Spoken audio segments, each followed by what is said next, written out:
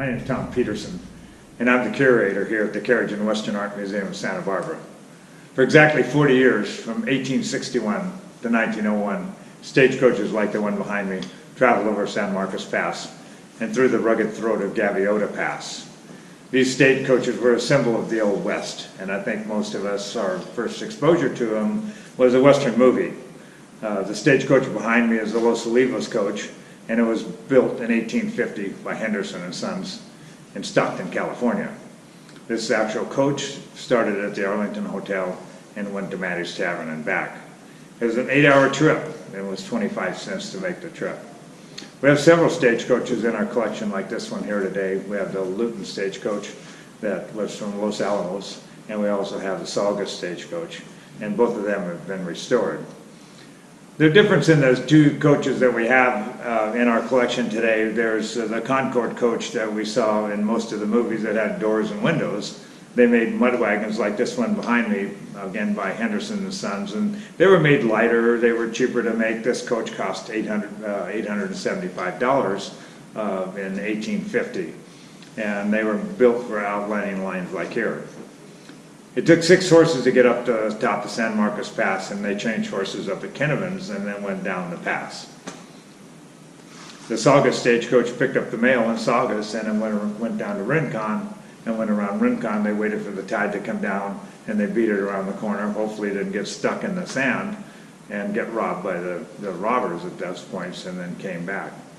Which was going over San Marcos Pass that left the Arlington Hotel and on the way to Maddie's Tavern had to go up slippery rock, and it was probably one of the most dangerous roads in Santa Barbara County. People think today that the stagecoaches were robbed because of the strong box, and that's not true. They were robbed mostly for the passengers on there and what they had on.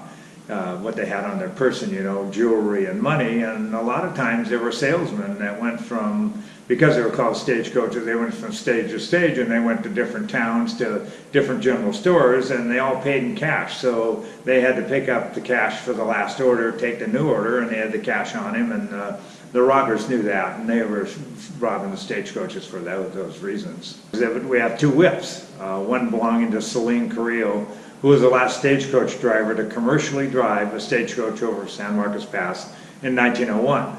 The other whip belonged to Ted Whitney, who also drove stagecoaches over San Marcos Pass and is pictured by the stagecoach that's behind me at the courthouse in 1954, and his whip is in the picture also.